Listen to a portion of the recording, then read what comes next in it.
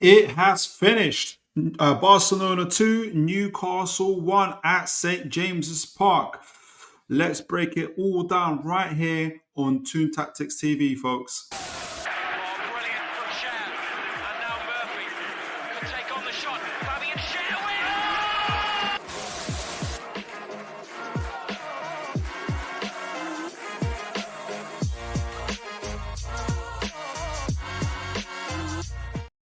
All right, all right, all right, all right. How are you guys all doing? It's my first ever match reaction right after the game, actually. So I'm looking forward to breaking it all down with you guys in the chat, and hopefully once our guest hopefully gets on tonight as well. So guys, um, really incredible night of football. Like all over, and not just obviously this Newcastle game as well. There's other things going on, but in terms of our games watching, I love this format.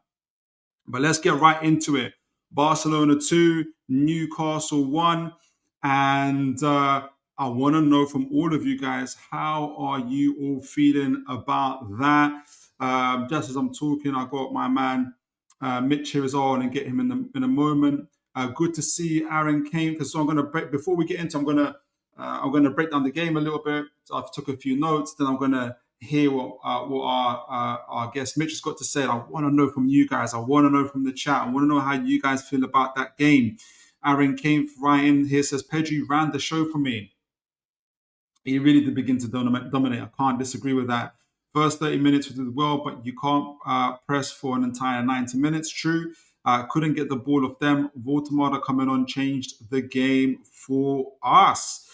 Yeah, well, let me know if you can. Let me know like how you think Votamada changed the game for us as well. I'll be really keen to get your views on it as well. But just before I go off in terms of breaking down the game, let me just invite our guests on here. Mitch, how are you doing? So hope you are well. Yeah, all good. Slightly frustrated, but it's one of those things. We spoke about it a lot yesterday, and I'm sure we're going to get into it. But we did a few things wrong today, and it cost us. It did indeed. It did indeed. And good to see Adrian Pickett. Adrian says our opening gambit might have worked with Wissa in the middle. Barcelona were missing players as well, to be fair to them, and they were missing Lamine Yamal. So it's just one of those things. But I thought they were. I thought it was a really incredible game of football, intriguing game of football. Even I would assume for the neutral.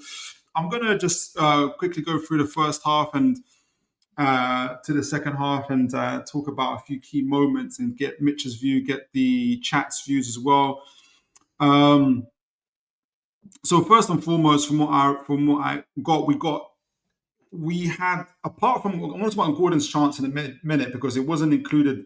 If we are able to see that we had 3 shots in the inside of Barcelona's penalty box, no shots outside the box. So we had some 3 shots inside Barcelona's penalty box. Let me just go find it real quick. And obviously, it's not including the Gordon missed kick where he went through his legs. I can't remember what. I think that happened in the first 10 minutes. I can't remember. Yeah, that was very early on. It was like, I think it might have been earlier than that. I think it was like 4 or 5 minutes in. Yeah. So, and it was a really, really crucial part of the game, and obviously that would have kind of included in the overall analysis. But we had some. Oh, it's got more than that. Super score is slow. When I was looking at it first time, we had 3 quality shots inside, and now it's giving me more. But we had that. Obviously, the Gordon missed kick. Then obviously we had not in particular order. Obviously we had Barnes' shot as well, where Garcia went when Bruno Gomes set off Elanga down the right. Elanga did a really good early ball across the box, which found Barnes. I do think in hindsight, I wonder if Barnes thinks in hindsight, if I just passed it back across to Gordon, whether that would have been the option to do. But I think that's the kind of theme in this game where I think there is a number of situations where you're thinking better composure here, taking this particular moment there, and we would have done a little bit better. And even some of the moments that you won't necessarily behind on stats in terms of shots on target. You're thinking there was an opportunity to kind of pass the ball into the final thirds, make through balls and things of that nature. We didn't do that. Our intensity, and I know that already. I think I can't remember who mentioned it. Was really, really good in the first 20, 25 minutes as well. But you could, as it was mentioned, you can't do that the whole game. And really, that first 30 minutes, in my opinion, was the opportunity to take those chances. And had we gone 1-0, 2-0 up, the face of the game looks very, very, very different. But we didn't. And again, credit to Barcelona, who are a superb side.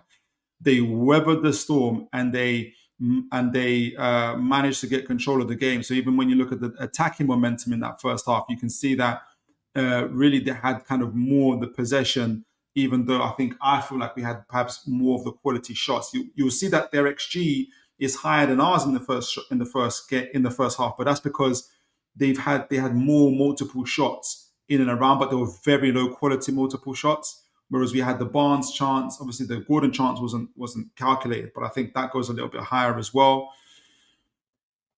Then obviously we're going to the second half as well. Lots to unpack there. What were there two big chances in the first half?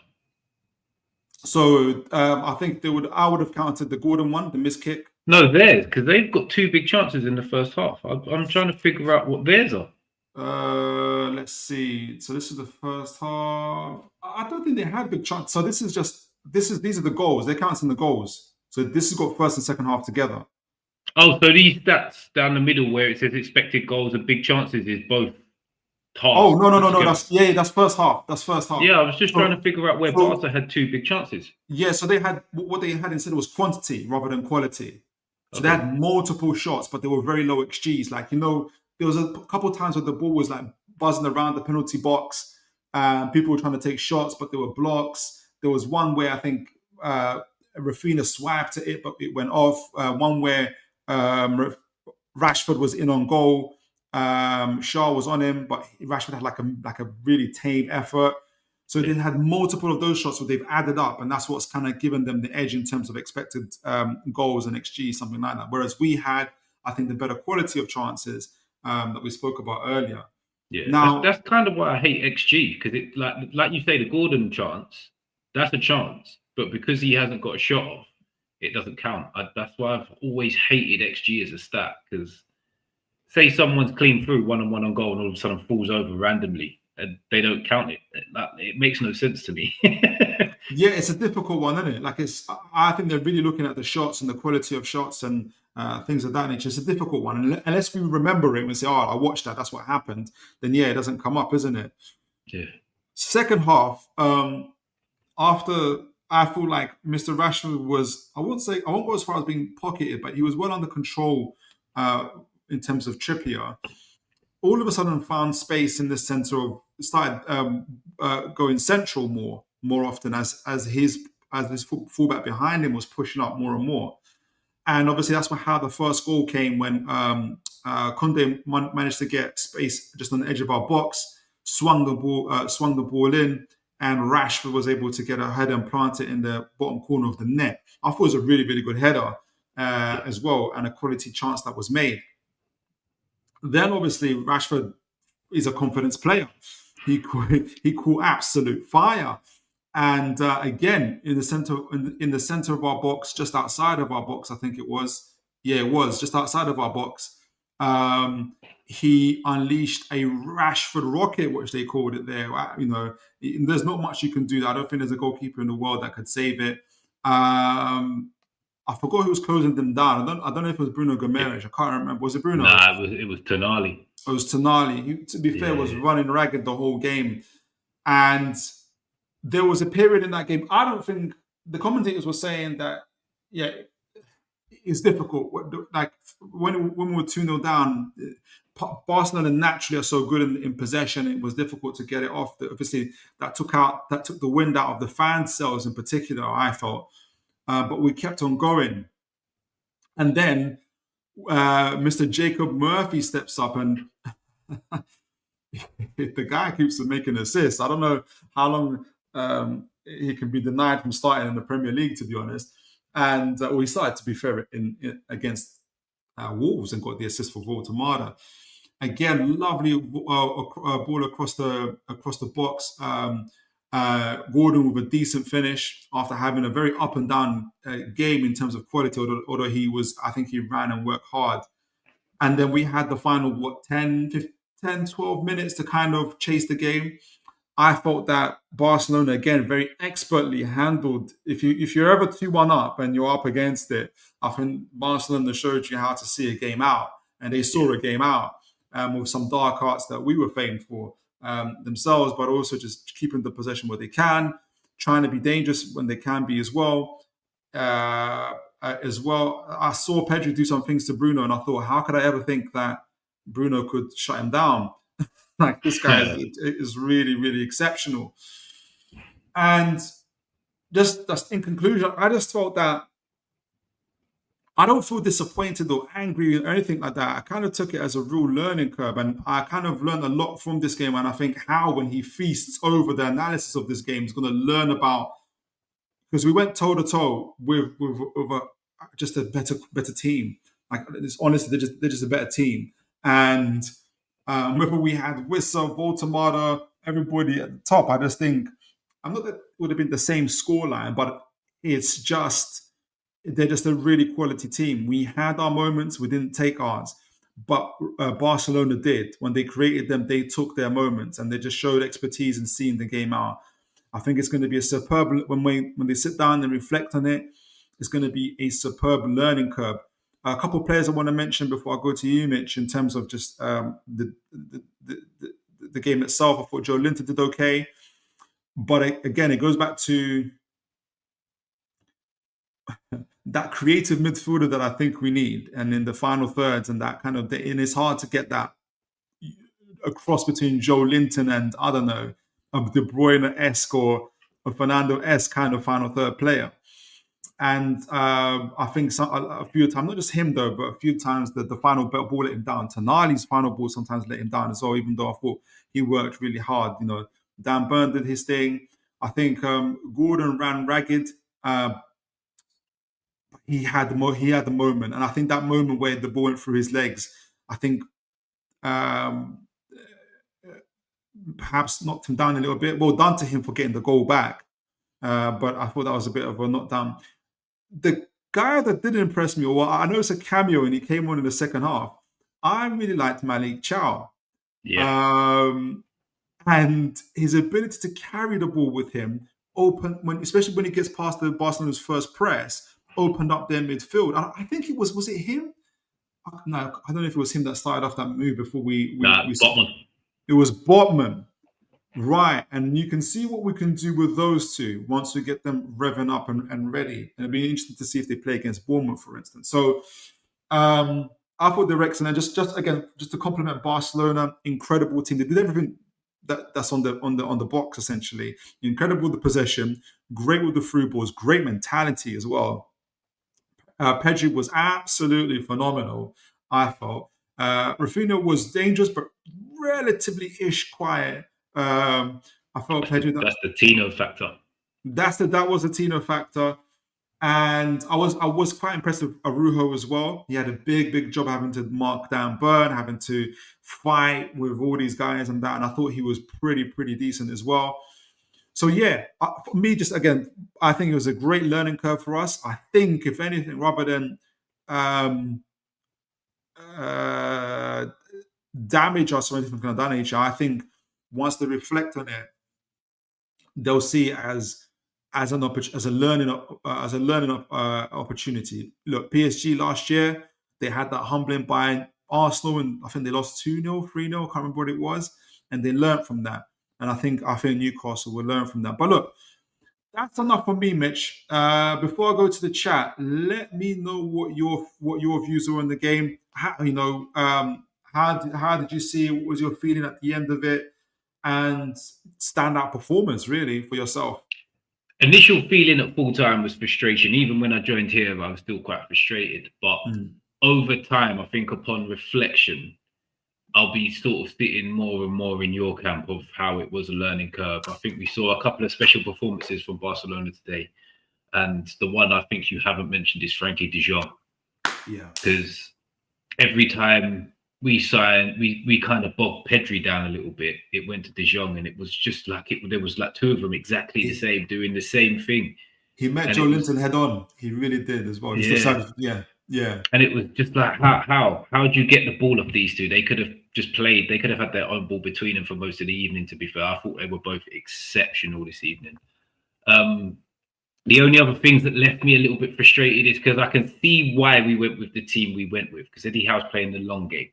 Last time in the Champions League, we went full strength in every single game until we started getting injuries. And I can see why he's not started. Voltemeda just came in, was cramping on the weekend, probably wants him to play against Bournemouth. But I felt when he came on and gave us not so much a focal point, but someone just in the right positions that you want your number 9 to be, who when the ball goes into his feet, he drops it into the right areas. And even the goal, it went into him. We played off him. It went wide. It went across the box. Gordon in his natural position looked more dangerous instantly when he went out left. It's just the frustration of not being able to, like, say Wissam was there. Someone said it earlier. If Wissam was there, it would have allowed us to play Gordon left. I've got nothing against Gordon through the middle. I thought he did quite well. But he's just not naturally a number 9, and he's so much better when you put him out wide. And it's just annoying we couldn't see him in his natural position because of a slight deficiency in our squad at the minute. I thought the defenders, all in all, pretty good. One lax moment for the Rashford header. I don't think I'll blame anybody other than the coaching staff and the medical team for that, because for Shaw to basically be out cold on the floor, I know he goes down a lot, but that was a heavy blow to the head. I thought that would have been an instant substitution, and that was the first time he wasn't where he should have been in the whole game. Rashford scored, and I thought they should have just made the choice there and then on that. But that's just me nitpicking more than anything. Other than that, I thought we played quite well.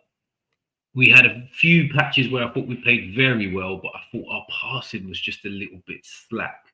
And I'm not sure if it was the game plan. It felt like in moments we didn't fully commit to the press. It felt like we pressed in patches, and then at times a couple of players went to press and then reverted to dropping back in. I thought we got a little bit confused with when we was pressing at times. But all in all, I thought it was a good performance. We've been beaten by a moment of magic at the end of the day, because Rashford's second goal is just a fantastic hit, and that's what's beat us. And I think if that doesn't, like, you could say if this doesn't happen, if that doesn't happen, but if that doesn't happen, it completely took the wind out of ourselves. The first goal didn't really. We still looked like we was quite at it. The second goal just took the air out of everything. And I thought we did quite well to grow back into the game and sort of try and make it like a tense last 10 minutes.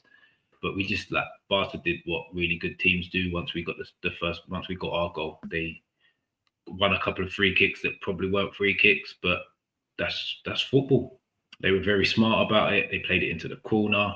They ran the clock down. I think we only really had the ball once in injury time where we looked of any threat. But yeah, it's just, all in all, Barcelona are a very excellent side. I thought we did very well against them. Could have easily got a draw. Could have got a win if we were a little bit more clinical in the first half. But yeah, just fell short. Just fell ever so slightly short. Yeah. And that's what it was. And I think it's taken advantage of those moments. And I think the more you play Champions League, the better you get at taking those moments as well. And I think they'll learn from that. They'll see it. Gordon will reflect, for instance, that missed opportunity. Others will, not just Gordon, but not passing the ball, could have shown a bit more composure in places as well. And one question for you. Yes, do you think that now, do you think it's time for Eddie Howe to be a little bit cutthroat with the back four? Because for me, I love, like, our back four has been great. Like we were saying yesterday, that we've got probably, I think it's the lowest XG against us in the league this season. We've had the lowest shots on target. Loads of the defensive stats were top. But you look at the performance Malik Chow put in when he came on, and how much easier we played out from the back when Sven Botman came on as well. Yeah. it just feels like if we really want to start playing and dominating games, we might need to make that change, because as good as Shah is on the ball, I don't think he's good intricate and finding a little space to find it into the six, where he's good at the sort of more mid to long range pass. And if he's got to clip it over a man or go really long, he's very good. But the short, sharp stuff and having a little turn to get away from a man, a little burst of pace when he's getting closed down, I just don't think he's got that. I think it makes us look a better football inside when, well, tonight when both of them are on. I've always said it, when Botman's on, we look a better football inside. But looking at Malik Chow on this performance and his little cameo, I think it was against Liverpool, he looks a much better footballer than I expected him to be when he came in. Look, in terms of cutthroat, I don't think Howe sees it like that, and I've just learned to adapt and accept that. I don't think he looks at the season as a race; he looks as a marathon, and he uses that time, and that's what squad depth is for. He uses that time with Malik Chow, specifically Malik Chow, because he's a new player. For Botman, it's a bit different because of his the kind of nursing him back from the ACL. Is that he's looking at as he will slowly rotate them in. It took, again, Bruno Gomes about 10 plus games before he became a starter. It took Botman only started when he started at the time, actually, because Jamal Lascelles got injured. Otherwise, he would have been on the bench as well. Lewis, I'm not saying it would take this long for the others, but Lewis Hall and Livramento took a year. Gordon took half a year. I don't think it's going to be the same for Malik Chow and Botman, but I understand where Howe is coming from in terms of just easing people into the season. And just, even if, God forbid, but if we just, for instance, played the Champions League and went out in the first rounds of FA Cup and League Cup, we would still play like 48 games this season. Yeah. So I think it's going to be more than that, right? I think it's going to be more close to 60. And so I think Howe is looking at it as being able to rotate the players when he needs to. Ironically, my thumbnail's got something to do that, Mark. For I'm going to have a show on Saturday. I'm going to do a match preview from Bournemouth, and I'm going to be talking about player rotations. In the case of Malik Chow, I think it's different to Botman's. Like I said, I think it's just getting him used to the system. You can tell that he's getting used to the system because he's had that time to do that. And so, for instance, I anticipate that maybe Malik Chow starts against Bournemouth, but there's going to be a baptism at Bournemouth. Then they're a serious side, and possibly Botman as well. But he doesn't. Howe doesn't like to change his back line too much, for instance, as well. So he'll be, if he could keep at least Burn on, he might do that. Trippier went off early. Does he have an injury? So you might see a back five really in that game. But I don't think we see Trippier at all this weekend. Yeah. And so, I think, I'm not sure if UEFA rolls into FA, but I don't think Shah's even allowed to play because it was a concussion stop. Okay. So that could be the thing. So just to answer your question directly, I don't think Howe looks at it as I have to be cutthroat or he's loyal to players. That's what kind of he gets accused of all the time. I just think he has a system. Two things. He has a system, and he wants to give his players the best opportunity to be able to not only get games in, but to be sustainably in those games as well. And he will develop them until they get to that point. And it's, to be fair to him, it's worked every time. Like if you're failing, it's because of you. Like there is no excuse for that. So that's how I kind of see it. And so that's how I kind of see it. But I think he's going to be forced into a little bit of rotation coming into this game. I'm going to go to the chats and then we'll wrap things up as well. Aaron Kane says, I'm not happy though with Shah continuing, even though he was concussed. That change should have been made earlier. If he wasn't concussed, he wouldn't be backing off Rashford for that second goal. Probably not. But for me, if at the time when he got up and nobody in the stadium, well, I don't know who knew. I don't know anybody that said, he's definitely concussed. And I think any other player gets subbed off there. I think it's because it's Fabi. and we've seen him go down with head injuries about 900 times since he's been with us. That I think it's just it's just same old Fabi. He's going to carry on the same way he normally does because he loves going down with a head injury for us. And I think it's just one of them. Literally, any other player gets subbed off. Exactly. That's we're going to win now because he's so. No, absolutely. Aaron also says Barca just overloaded us centrally. I'm disappointed he didn't allow trips to invert more, especially during the beginning. Our midfield couldn't compete with the extra man. You can't invert a fullback against wingers that just hug the touchline that Barca's do. They do that to create space. As soon as you invert, they find that pass. And Rashford was staying on that he's got chalk on his boots. He was staying there, and it worked. They stay there until they actually get the ball. So if we invert too much with Pedri, De Jong, and Firmin in there, they would have found that pass 100%. Yeah, 100%. Yeah, but I see your point. I did think, and going back a little bit to what Mitch was saying, if Malik Chow starts because he's so proactive and pushes up, that helps with that extra man in midfield a lot more. But I think, given time, we can see the vision. Put it this way: I can see the vision. If anything, I think we can all see it. Michael, good to see you. God bless you. He says, evening, Phil and all. Welcome, Michael. Hope you're well. Gary, good to see you. God bless you. Hey, hi, Philip. We did nothing wrong. Everyone played well. We were very close to getting the result. We were. I agree. Remember, we were playing Barca, not Wickham. I agree. I applaud them. I agree. And look, every high really elite team we've played, whether it's Liverpool, Barcelona, I think that's the highest quality we've played. It's all been really, really close. None of them are going to walk away from that saying, "Oh, that was easy."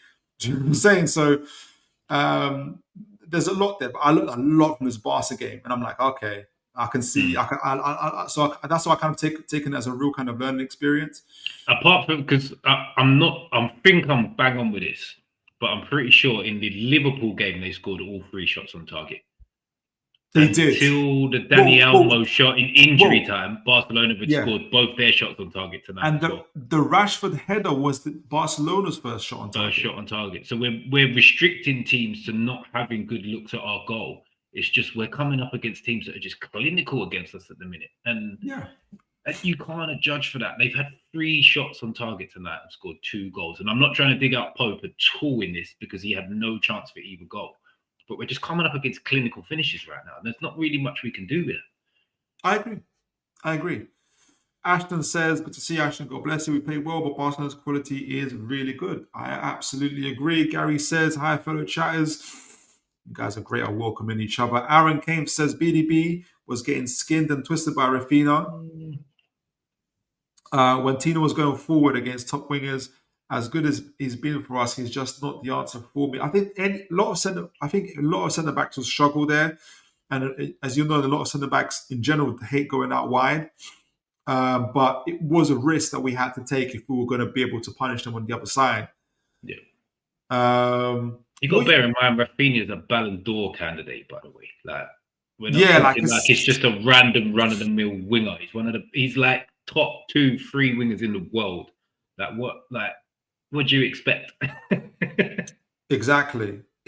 I don't disagree. I was going to ask, actually, because you just reminded me, Elanga, were you surprised that he got taken off a little bit early, or do you think it's part of the rotation? I think it is. I think it's where he's so high intensity and so high sprinting wise. Gordon can't play at the weekend. So there's no need to bring Gordon off in that situation because he has the weekend off anyway. And he will look to give Elanga some more minutes. I think that's the only reason behind that. Right. Makes sense. Gary says, so you think Burnley should have had Rafinha, one of the... Oh, so you're talking to the other gentleman. Yeah, I think saying similar thing what you're saying as well. Jam Stasha, God bless you. Great to see you, sir. It's always about the little things. I do agree with that. Absolutely. I think that was the theme of the game for me. Shah laid off Rashford in the most dangerous of areas, just one step backwards. Bruno gave the ball away in Barca's end. He did. I'm beginning to think that Bruno needs a little bit of a rest. He wasn't at his best, in my opinion. We needed him to be. I was really banking on him, and I think we were talking about in the previous show, to have that little bit of composure in midfield and let off those final third balls. I was really, really banking on him doing that. I thought all three of our midfielders were pretty poor average today on the ball. Off the ball, I thought they were all excellent. On the ball, I thought they all did things that were just like, come on, that's not that hard of a pass, and you flat just smashed it into the penalty box, or it's gone out for a throw, and it's just like, come on, guys. This.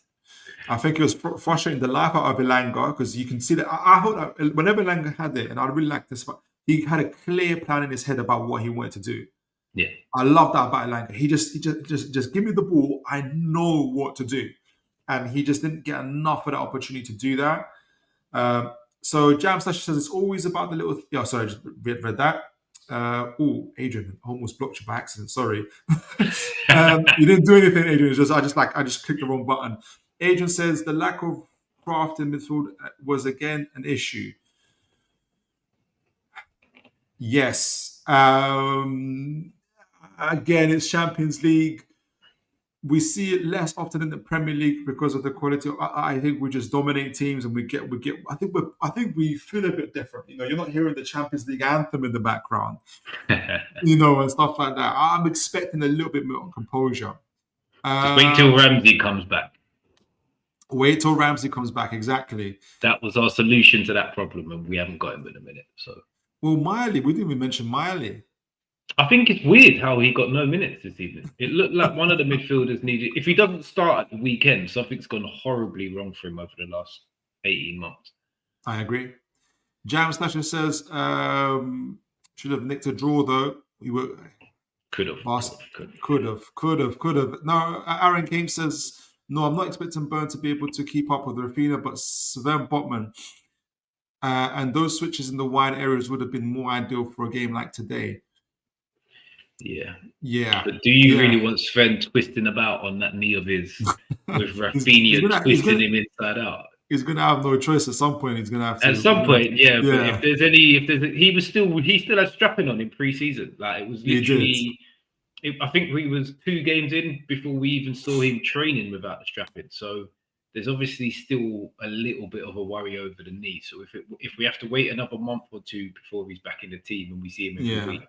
For him to not break down again, then I'm all for it because I don't think anybody outside of Newcastle fans realise how exceptional he is as a centre back. I agree. Gary says Chow is class. He is, and he was desperate to show it. Some lovely twists and touches.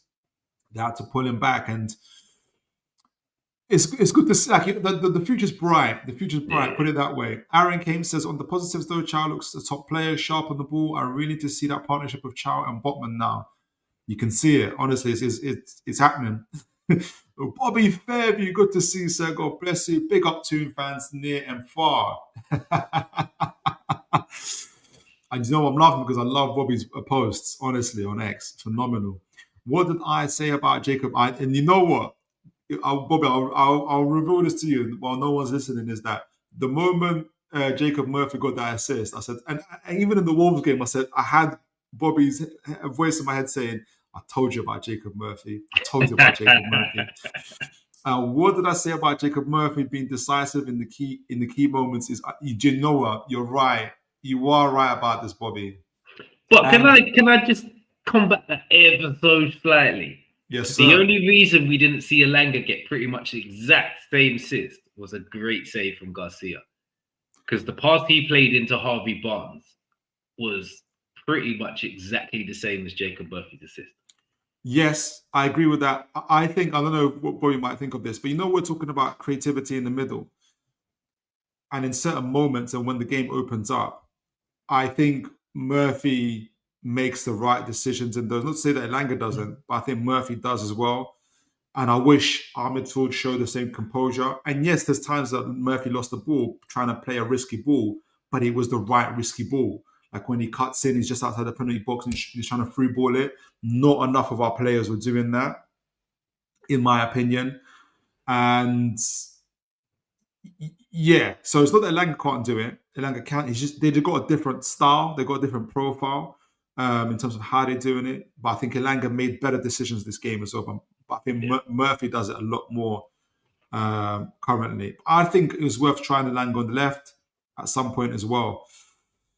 Gary says losing to Barca 2-1 is no shame. I agree. Jam Stasher, we lost the midfield in the second half. It was always going to be difficult. I feel like Pedri is inevitable. Yeah. I think Pedri, if you're going to be small, right? That's what I say about small players in the Premier League. That's why I think that Pedri will do well in the Premier League. If you're going to be a small, physically small player in the Premier League, you have to have the talent of a Pedri to like your David Silvers and your Santi Cazorlas and that kind of level of control. In my opinion, and players like that. Exactly.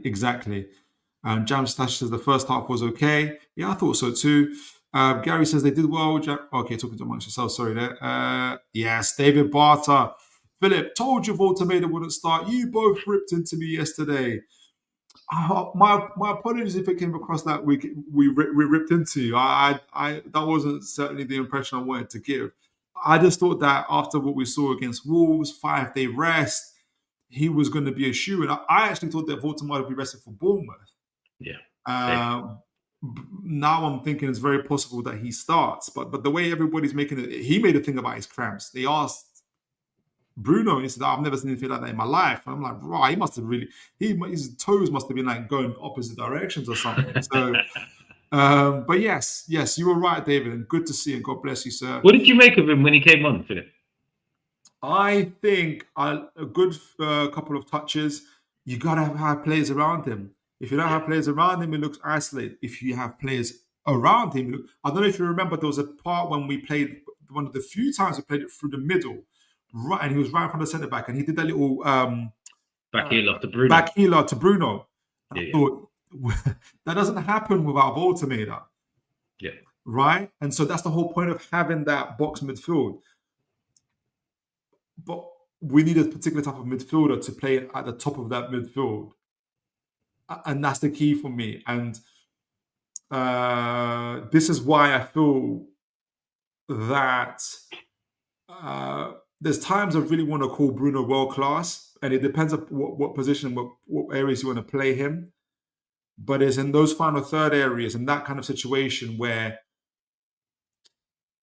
I think, for instance, someone the likes of Cole Palmer makes more of that, if that makes sense. I know it's not an easy chance, but this is why I feel like someone like a Cole Palmer is, if not already, very much on the verge of being a world-class player, in my opinion. But if we're going to play, I think we need a particular type of midfielder, because Joe Linton has his limits in that area, and so does Bruno, and so does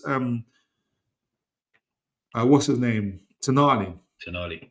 And it was interesting why we're looking at Fermin Lopez. Also, during the window, we were looking at those whispers around Ferran Torres, Barcelona players attacking. And that makes sense to me, because I was wondering, where is Ferran Torres going to make? And at the top of that advanced part of that box midfield next to Voltamada, makes absolute sense.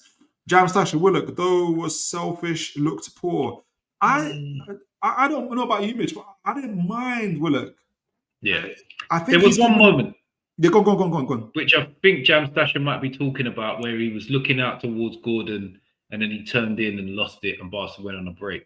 I'm going to give him a pass on that, because it looked like Gordon had cramped up and he was hobbling about and he could have rolled the ball to him, but he looked injured. So Willock thought, actually, let me turn out and see if there's another option. That actually makes sense, because I was wondering about that. And you just reminded me. I was thinking, why didn't you pass it? But that made sense. Made sense. And I think he is given the responsibility of carrying the ball from the midfield or from the back and literally carrying the ball with him. So maybe that's why he might think it comes across as... I actually thought he looked more like himself tonight. So do I. And I think he's desperate to look more like himself. Yeah. There was a moment where he got it sort of on halfway, took a touch, cut it through someone's legs, drove on. Yes. The pass wasn't great, but the first part, the intention. The intention was there. We haven't seen that Joe Willock for a while. The intention was there, absolutely. Yeah. David Barr, I think we could have won the game in the first half. I don't disagree. I think we had the better quality of chances. And we missed our moments. Gary says Murphy's cross was absolute perfection. So was I. So did I. Although I was fearing the way... I think Gordon scuffed the finish, but the scuff worked in his favour. If He he needed missed one of that, those. he needed that. He He needed that. needed one of And those. Just remember, anything, just get it in the net any old way. He needed one of those. and Mitch, remember we was talking about this. We're getting. I was getting excited about breaking the highlight, but I was saying they haven't scored in a long time. Hmm. They haven't scored in a long time. Yeah, Murphy's cross was absolutely. Yeah, sorry, I read that it was. Yeah, one. Gary says that this game's going to set us up lovely for the competition. I'm looking forward to the coming game. So am I, and I'm really looking to see our response against our next game, which is Bournemouth. I would want. I want anyone. I just hate that it's Bournemouth. That, Yes, like, why can't we beat Bournemouth? they're like us. They're like a reflection of us in It's certain just areas. it's crazy. It just does my head in. We can't beat Bournemouth. I go into games against Bournemouth slightly nervous, whereas You should every other be, game we ever play, and man. I'm like excited about the match. I go into Bournemouth and it's just like, oh no, not this again. I've seen this story before. 100%. Adrian Pickett says it's all fine margins at this level. The Wissa injury has really harmed us. Yes and no. I still feel like with I think all the games we've played, even the Leeds game, we still performed well. Yeah. Like we've still performed well. Are there things that doesn't mean perfection, but we've performed well, and we were desperately unlucky against Liverpool not to get something out of that game as well. And yeah, so it's fine. We're just playing at that higher level. That's just we're just seeing the limitations of us, but it doesn't mean that we can't grow and get better.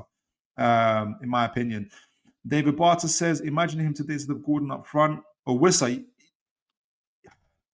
Yes, yes, but we can see like it's we're getting there. We're getting there.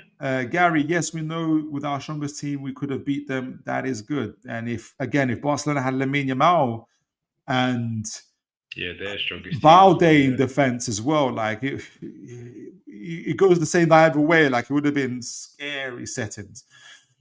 Did you know, by the way, that there's two things. Lamar has the most like amount of take-ons in games, twice as much as people. He typically has about 9 to 10, and he has a 50% success rate. Again, twice as anybody else. So, Barcelona could be saying the same thing in terms of, I imagine if he was around. David Barter, think Malik was great when he came on. Would like to see more of him. I agree. Adrian, think Elanga will get the nod on the left against Bournemouth. What do you think about that, Mitch? On the left as well. So what, Murphy on the right? Is that what Adrian Pickett is saying? I would quite like to see it, but I think Eddie Howe's quite strict with stuff like that. Like, because look at the centre-back situation. We've seen Botman play right of a back, two centre-backs previously. But now that we've got Chow in, when Shaw goes down, Chow comes on. So he's quite strict with his, you're the two right centre-backs, you're the two left centre-backs. And I think his two right wingers or two wide attackers, right wide attackers, are Murphy and Elanga. And on the left, it's Gordon and it's Barnes. I don't think he's going to... Now and again, you might see one of them play through the middle, but I don't think you'll ever really see Gordon right, Barnes left, if one of Elanga or Murphy are fit and ready to play. And I don't think you'll see Murphy right and Elanga left if Barnes or Gordon are fit either. Okay. Especially if we have the 9 to play through the middle. Yeah. So if we had 3 attackers fit and it was Gordon, Elanga, Murphy, they're the only attackers we can play, then yeah, potentially we see it. But unless we get into that situation, I don't think it happens. There you go. James Fretwell says Barcelona will beat the majority of teams put in front of them. We should be proud. Yeah, I am, for sure. Gary says the positive to take with us going forward is to realize on another day we could have scored 4 against Barcelona. Not many teams can say that. Always taking a positive. That's important. I think we are there. Guys, I want to thank all of you guys joining me at this late hour. You've been in the chat. You've been absolutely phenomenal. I want to thank Mitch as well, joining me on tonight. Let the folks know where they can find you, Mitch. Right, I will be on. What time's our game on Sunday? I'm gonna need to get this right because I forgot the timings yesterday when we did it. So Great question. Sunday we kick off at 2. So at 12:30, I will be live on Where the Owls Sleep for a pre-game Newcastle Bournemouth. As the teams come out, I'll do a little breakdown of how I think that both teams are going to set up based on the lineups, where I think the positives and negatives are on each side. And then later that evening, 9 p.m. is our usual spot every week. Back in Where the Owls Sleep. We've changed up our show. We're not going to be talking about Chelsea's finances. We're going to be talking about the differences of players once they move to different sides. And so like a Rice, what he was like at West Ham and how he is at Arsenal and how he's evolved. It's going to be that type of show this week. Nice. Thank you, Mitch, for joining us. And chat, you've been absolutely phenomenal. As I've said, for me, I've taken this game as a huge learning curve. There's a lot to take from it as well. I think it's a great stepping stone going forward. Would I have loved the result to be different? 100%.